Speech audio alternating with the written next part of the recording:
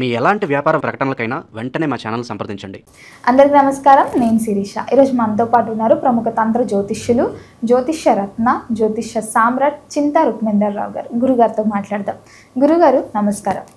మాతృదేవోభవ, పితృదేవోభవ, ఆచార్య దేవోభవ. ఓం నమో మందేశ్వరాయ నమః. గురుగారు చూస్తున్నాగా 2025 సంవత్సరం అయిపోయింది. 2026 నూతన సంవత్సరం, ఆంగ్ల సంవత్సరంకి వచ్చేసాం. సో ప్రతి ఒక్కరికి ఉండేదే సంవత్సరం అంతా ఎలా ఉంది చూసుకుంటారు రాశిఫలం. సో ముఖ్యంగా కుంభరాశి వారికి ఈ ఇయర్ ఎలా ఉండబోతుంది, ఎలాంటి జాగ్రత్తలు తీసుకోవాలంటారు, ఏ దైవాన్ని పూజించమంటారు? 2026 సంవత్సరం ఆంగ్ల సంవత్సరం జనవరి నుంచి డిసెంబర్ వరకు కుంభరాశి వాళ్లకు సంవత్సర ఫలితాలు ఎలా ఉన్నాయి అని తెలుసుకునే ముందు ఈ కుంభరాశి వారి యొక్క కొన్ని ప్రత్యేకమైన విషయాలు సహజంగా మాట్లాడుకుని తర్వాత సంవత్సర ఫలితాలకు వెళ్దాం. కుంభము అంటే కుండ. ఈ కుంభరాశి కాలపురుషుడికి 11వ రాశి, లాభస్థానము. ఇది మన కాలపురుషుడి అవయవాల్లో మన మోకాళ్ళ కింద పిక్కలోనే ఉంటాయి. ఆ ప్రదేశం తెలియజేస్తుంది. అంటే అవి కూడా చూసిన కుండల్లాగానే ఉంటాయి. కుంభరాశిని తెలియజేస్తుంది. ఈ కుంభరాశిలోకి గురుగ్రహం వచ్చినప్పుడే అమృత కలశం దొరికింది. దేవదానవులు అమృతం చిలికారు కదా, అప్పుడు వాళ్ళకు ఒక అమృత కలశం ఉంటే అది కూడా కొండే, అందులో అమృతం ఉంది. కుంభరాశిలోకి గురువు వచ్చినప్పుడు అమృత కలశం దొరికింది. ఇది ప్రత్యేకమైన రాశి. లాభాలను, చేసిన కష్టానికి ఫలితాన్ని సూచించేటువంటిది. సంపాదన 2వ స్థానం సూచిస్తుంది. సంపాదన మనకు అవసరమైన దానికన్నా అధిక లాభాలు సూచించేటువంటి రాశి ఇదే. నాకు లాభాలు విపరీతంగా వచ్చేసినాయి, నా అంచనాలకు మించి లాభాలు వచ్చినాయి అంటారు చూడండి. సినిమా 10 కోట్లు పెట్టి తీస్తే 100 కోట్లు 200 కోట్లు వస్తే అది లాభాలు. అది కుంభరాశి అంటే కుండతో పోసినట్టు లాభాలు. కుంభాభిషేకం అంటారు, దేవుడికి కుండలు నీళ్ళు పోస్తారు. అట్లా లాభాలు రావడం, పొంగి పొరలిపోయేటువంటి లాభాలు తెలియజేసేటువంటి రాశి. ఈ రాశిలో మహాయోగులు పుడతారు. అంటే కుండ లోపల ఏముంటుందో ఎవరు తెలుసు? నీళ్ళున్నాయా, పాలున్నాయా, అమృతం ఉందా, విషం ఉందా, అది రహస్యం. చూసేవరకు తెలియదు. అందుకే రహస్య సాధనలు చేసేవాళ్ళు యోగులు వాళ్ళంతా కూడా గమ్మున లోపల ఏముంటే చెప్పరు, గమ్మున కూర్చుంటారు. ఎన్ని రోజులు తపస్సు చేస్తారు. ఈ కుంభరాశిలో వాళ్ళు ఇంట్లో చెప్పకుండా ఎన్నో పనులు చేస్తారు, నష్టపోతుంటారు. ఒకరికి చెప్పేది మనం చేసుకునేసి రహస్యమైన రాశి అంటారు దీన్ని. కాబట్టి ఈ కుంభరాశికి అధిపతి శనేశ్వరుడు ఓపిక కలిగినవాడు, నిదానంగా ఉంటాడు. అందుకే ఈ కుంభరాశి వాళ్ళు రమణ మహర్షి, రామకృష్ణ పరమహంస, హిమాలయ యోగులు వీళ్ళంతా కొండలా నడ కూర్చో ఉంటారు అంతే. కాబట్టి ఇటువంటి తత్వాలను తెలియజేసేటువంటి రాశి ఇది. లాభాలను తెలియజేసాడు. నిగూఢమైనటువంటి నిధులు పాతకాలంలో కుండల్లోనే పెట్టేవాళ్ళు. నిధులు కుండల్లోనే అన్ని ఆహారాలు, నీళ్లు తెచ్చుకోవాలన్నా పాలకుండ, నీళ్ళకుండ అనేవాళ్ళు. ఈ కుండ లేకపోతే ప్రపంచానికి ఒకప్పుడు వంట పాత్రలు లేవు, ఏదైనా సరే. కాబట్టి కలశము అనేవే ఇవి. ఏదైనా పురాతత్వ శాఖ వాళ్ళు ఏదైనా తవ్వకాల్లో అప్పుడు మట్టి పాత్రలు ఏమైనా బయటపడేవి. ఈ కుండలు ఇవన్నీ వాడిన పాత్రలు దొరికేవి. చాలా ప్రత్యేకమైన రాశి.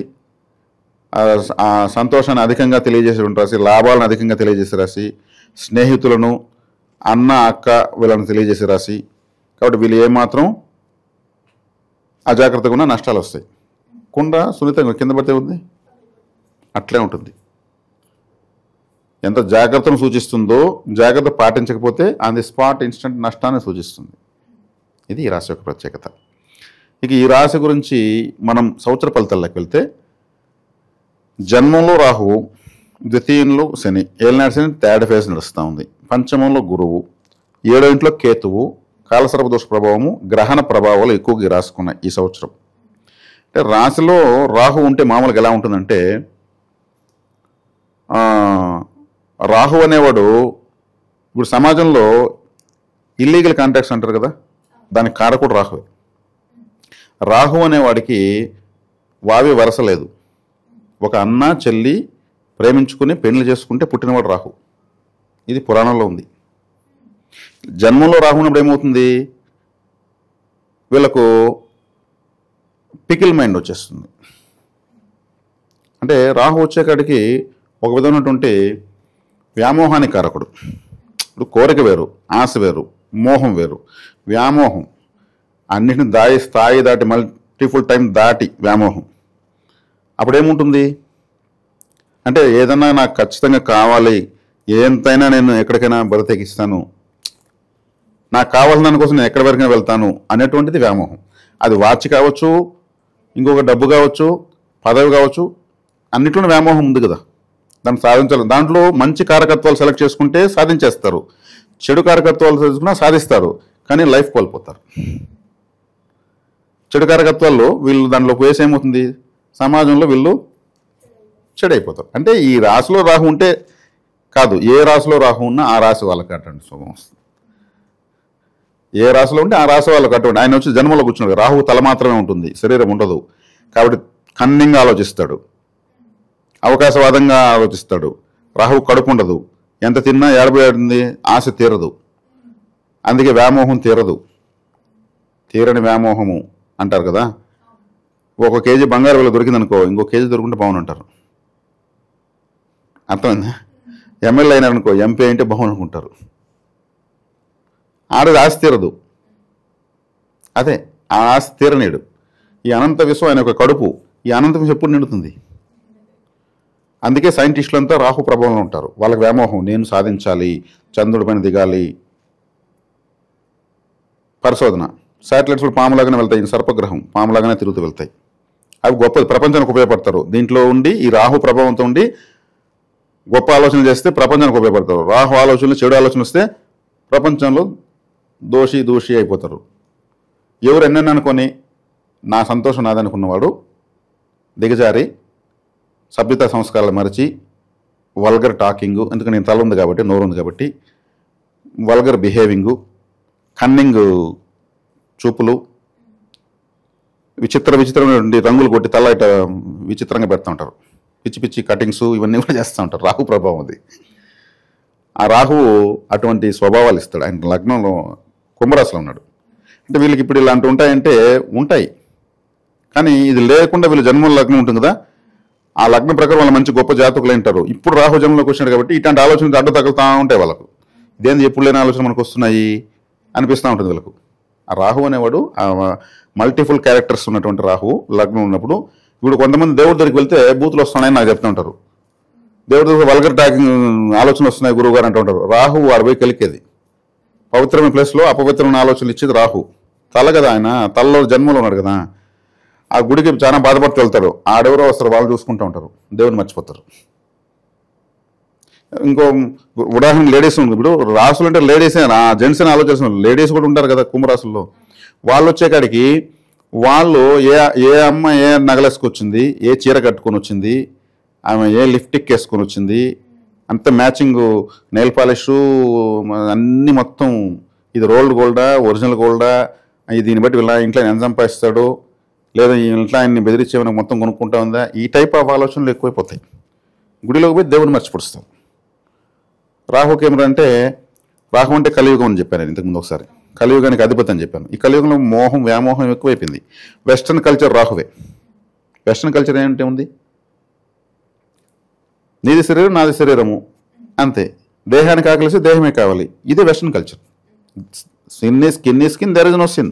అది మన వాళ్ళు దిగుమతి చేసుకుంటున్నది. రాహు కారకత్వం, రాహు యాంప్లిఫైయింగ్ అని చెప్పాను, వెదజల్లేస్తానని చెప్పాను కదా. వెస్ట్రన్ కల్చర్ వెదజల్లేస్తాను నేను ప్రపంచం అంతే. కలియుగంలో పాపం ఎక్కువ పండాలి కదా, ఆశ మోహం దాహం ఏదేదో పెరగాలి కదా, అవన్నీ ఓని పెంచేస్తుంటే జనాలు కూడా ఎగిరి గంతులు వేసుకుంటున్నారు. డబ్బులు ఎక్కువే కొద్దిగా గుడ్డలు చిన్నవైపోతున్నాయి. దీనికి కారణం రాహువే.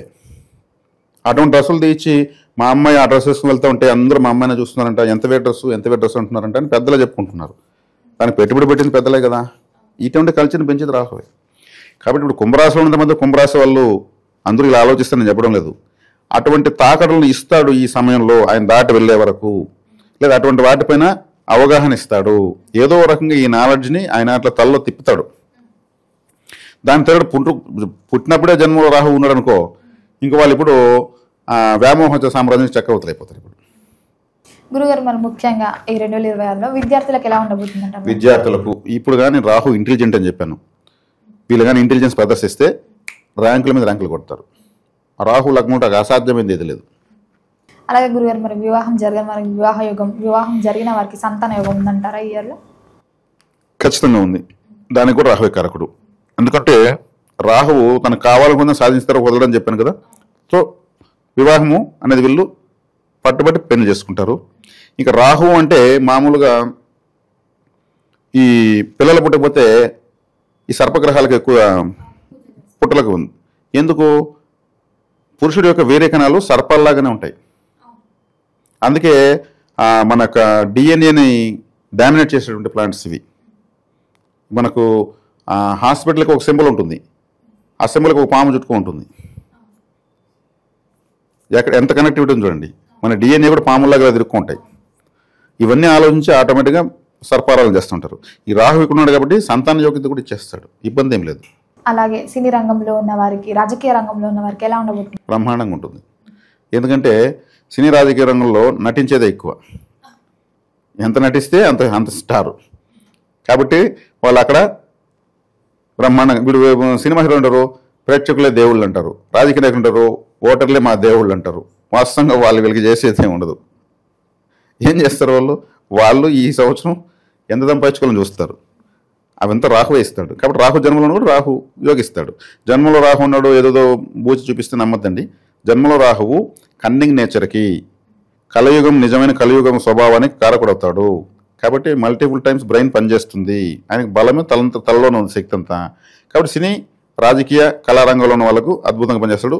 తప్పుడు సాక్ష్యాలు చెప్పేవాళ్ళు కూడా రాహు కన్నింగ్ కాబట్టి తప్పుడు సాక్ష్యాలు చెప్పడము, అబద్ధాలు చెప్పడము, తప్పుడు ప్రమాణాలు చేయడము. ఇప్పుడు కొంతమంది ఈ ప్రేమికులు ఎక్కువదే జరుగుతూ ఉంటుంది. నువ్వు ప్రేమించినావా లేదా?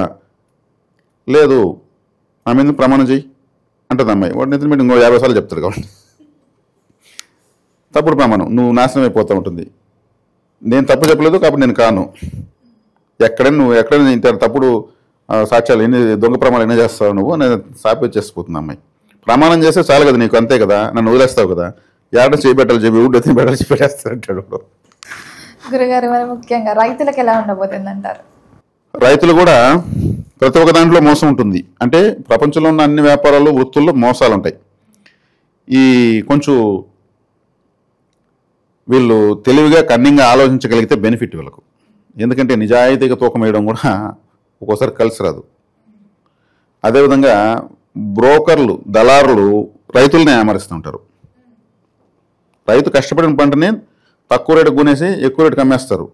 కష్టపడిన వాళ్ళు, నిజంగా కష్టపడి క్రియేట్ చేసిన వాడికి తక్కువ రేటు, మధ్యలో అదే చేయి మార్చిన వాడికి ఎక్కువ లాభము. కాబట్టి వీళ్ళు వాళ్ళ పట్ల కన్నింగ్ ఆలోచన తప్పేముంది? మోసగాడి పట్ల మోసంగా ఆలోచిస్తే తప్పేం లేదు. ఎంత మోసంగా ఆలోచన అంత మేలు. కాబట్టి దళారుల పట్ల వీళ్ళు జాగ్రత్తగా ఉండాలి. వీళ్ళు వాళ్ళని మోసం చేసే రకంలో ఉండాలని నేను చెప్తున్నాను. ఎందుకంటే వీళ్ళకి న్యాయం జరగాలి కాబట్టి చెప్తున్నాను ఈ కుంభరాశిలో పుట్టిన రైతులకు. కాబట్టి రాహు అంటేనే మోసం అని చెప్పాను. కాబట్టి మోసాన్ని మోసంతోనే, ముళ్ళుని ముళ్ళుతో తేలని విధంగా అలా చేయడం మంచిది. బెనిఫిట్ ఎక్కువ, గిట్టుబాటు రేటు ఇవ్వడం లేదు. ఎక్కడ అవకాశం అక్కడ చేయండి, తప్పేం లేదు. మొత్తంగా పంటను పండించారు, తిండినిచ్చారు. కాబట్టి ఆర్టిఫిషియల్గా బియ్యం తయారు చేయలేరు, భూమిలోంచే పండించాలి. దానికి ఎంత కష్టం ఉంటే అంత కష్టం. అది రైతుకు తెలుసు, దాన్ని అర్థం చేసుకున్నప్పుడు తెలుసు. అలా కొంచెం అలర్ట్గా ఉండాలని నేను చెప్తున్నాను. దళాలకు మోసపోకుండా ఉంటే లాభాలు ఉంటాయని చెప్తున్నాను. గురుగారు, ముఖ్యంగా ఈ ఇయర్లో ఎలాంటి పరిహారాలు చేసుకోమంటారు? ఏ దైవాన్ని పూజించాలి? దుర్గారాధన విశేషంగా చేయాలి. రాహు కంట్రోల్ ఒక దుర్గాదేవికి, ఆయన అధిష్టాన దేవత. అందుకే రాహుకాలంలో దుర్గా పూజ, రాహుకాలంలో నిమ్మకాయలతో దీపాలు, రాహుకాలంలో అమ్మవారి పూజలు అంటారు. వీళ్ళు ఆమె దగ్గర పోతే ఈయన కంట్రోల్ అవుతాడు. కాబట్టి రాహుకాలంలో అమ్మవారి విశేషమైనటువంటి శక్తిని, ఇప్పుడు కాళికాదేవి ఎలా ఉంటుంది, వికారంగా భయంకరంగా ఉంటుంది, తల భయంకరంగా ఉంటుంది. రాహు కూడా అలాగే ఉంటుంది. గ్రామ దేవతల ఆరాధన, దుర్గాదేవి ఆరాధన ఎక్కువ చేయొచ్చు. కాబట్టి దుర్గా చండీ సప్తశతి పారాయణాలు, దుర్గా కవచము, ఖడ్గమాల స్తోత్రము ఇట్లాంటివి ఎక్కువ చదవాలి. చదివే కొద్దికి విశేషంగా రాహు శుభ ఫలితాలు ఇస్తాడు, కంట్రోల్ అవుతాడు. అశుభమైపోకుండా కంట్రోల్ అవుతాడు, మంచి ఫలితాలు వస్తాయి.